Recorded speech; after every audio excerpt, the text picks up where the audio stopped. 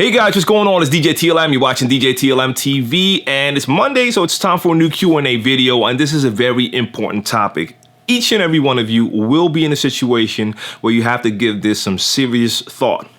How much should you charge for your DJ services? Now, it's going to happen sooner or later, so at least if you're thinking about eventually stepping out the house and playing at clubs and venues and stuff like that, you will get in the situation where people are asking you, what's your price?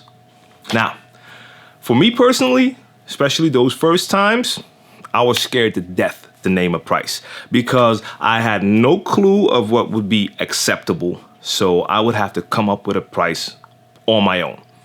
And I did not want to make it too high because I was really scared that I would not get the gig. And at that time, you really want to play. So I didn't want to scare the promoter. But you don't want to make it too low either because you don't want to come across as some cheap DJ. Because to me, cheap has a negative ring to it when it comes to DJs and artists. If he's that cheap, he's probably not good. So I had to freestyle. You might be in that same situation.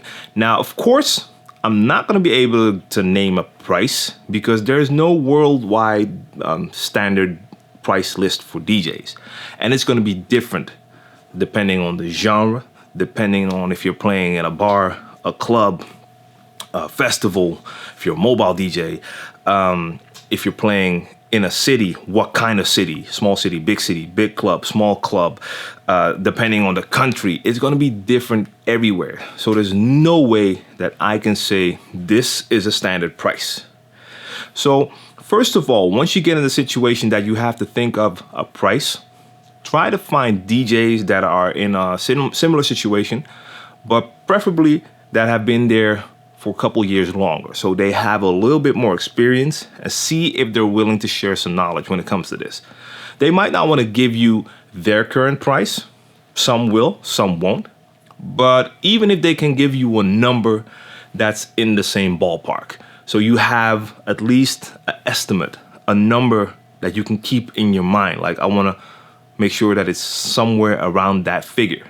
Try to find DJs that can help you with that. Don't look at big DJs if you're starting out. If you play EDM and you're just starting out, it makes no sense to try and find out what Afrojack or Martin Garrix make because these guys make astronomical amounts of money. So there's no comparison right there. So find DJs that are in a similar situation and maybe that they even play at clubs where you would like to play. That could help. Or if you have an inside connect, someone who works at a venue, see if they can find out for you, like how much do they pay DJs at that party. It's worth a try. Now, there's a couple of things that you definitely have to keep in mind when you're trying to come up with a price. So first of all, when people approach me for a certain event, I have to have a little bit of information. What kind of party is it? The venue? How long am I playing? That's very important because I don't have one price. My price for 1 hour is not going to be the same as when I play for 2 hours. Or if someone needs me for an event that lasts all day.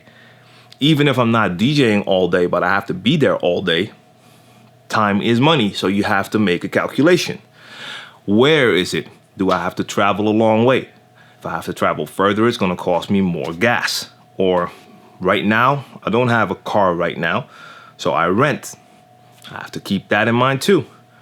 I have to pay taxes over the money that I earn. I have to keep that in mind as well. So there are a lot of different things that you think about. And of course, I look at the size of the club as well. I mean, if it's a guy with a small club, I can already imagine that he won't have the same amount of money as the big venue. Doesn't mean that I will just give him a super low price.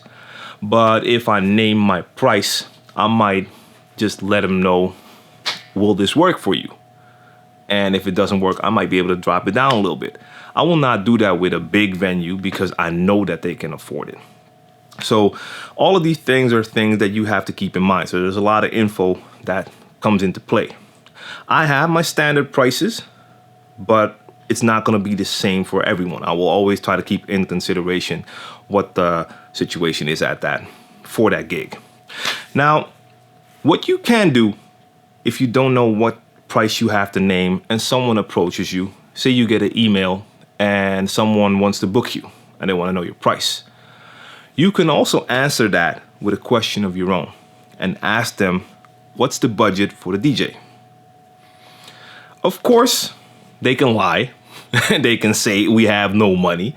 And a lot of times the DJ is the part of the cost where they try to cut the cost and they try to pay the least amount of money for the DJs, unless you're a big name. The big guys get whatever they ask and they get a lot of money. But if you're not one of those big guys, they will try to get you as cheap as possible.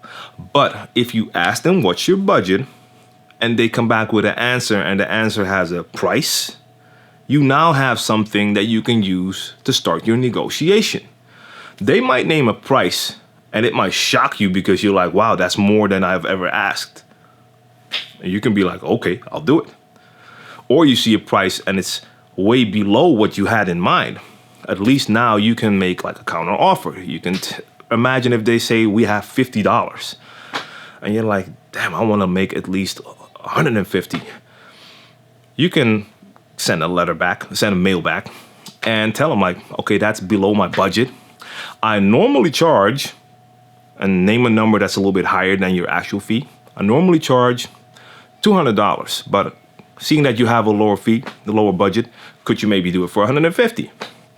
Who knows? They might just say, no, we have 50. Or they might bump it up a little bit and say, no, we can't do that, but we can do 100. And then you can think, all right, am I willing to do this for 100? Is it interesting enough? But at least it might give you some room for a negotiation if you have no idea what to ask. So you can always ask that, what's your budget? So these are all things that you can think about. But I have an important message. If you're just starting out and you've just gone past the first phase of playing at home and now you want to step out and play at clubs. Now, I did this too. I started at home. I practiced at home. After that, I did some birthday parties. Let's like some parties at friends' houses, like real house parties. Bring my own stuff, play. That was my first experience playing in front of people.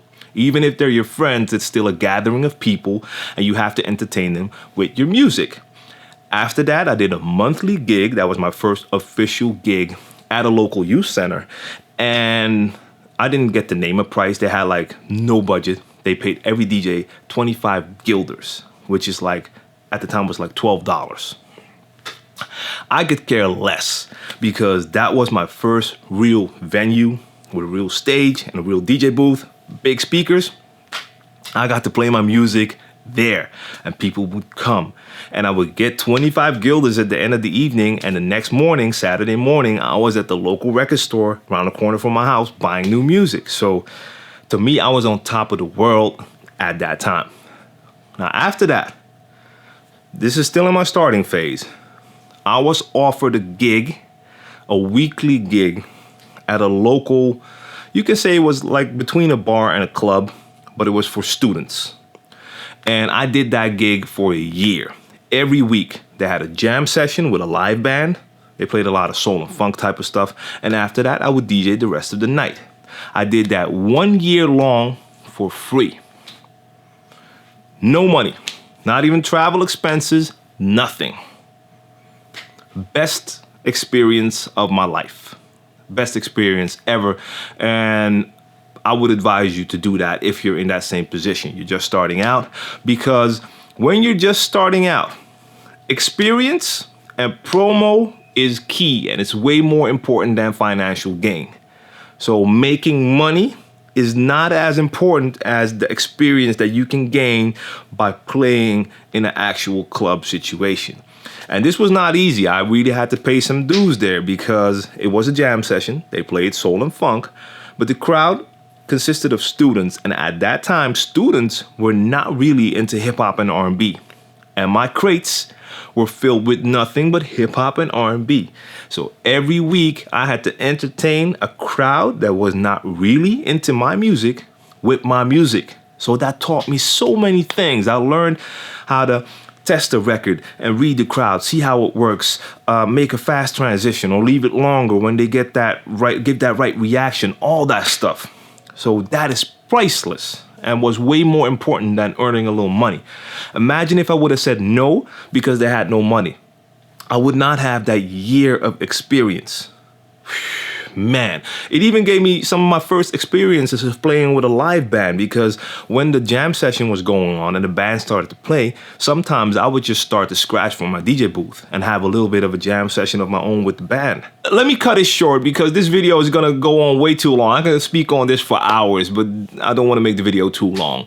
If you're just starting out, you've done your stuff at home and you wanna explore the world of clubs and start playing at clubs, keep in mind that experience and promo, having your name on flyers, having people hear and see you at the parties, is way more important than financial gain. Making money is not that important at that time.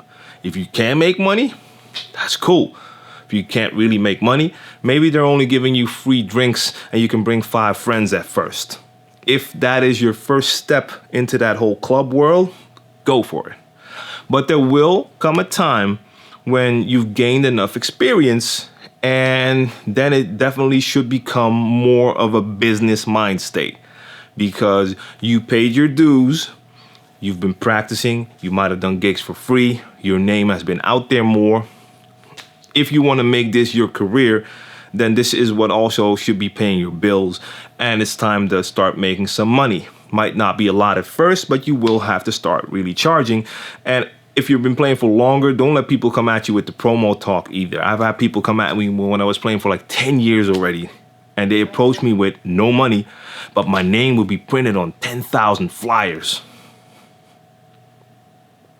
Okay, you know, at that time, that made no sense. I mean, it's always good to be on flyers, but if your name's already on 10 flyers that are circulating around stores and whatever, and you have your mixtapes everywhere and you're doing your stuff already, that's not going to cut it anymore, because you've invested a lot of time as well. Paid them dues, and now it's time to get rewarded for that.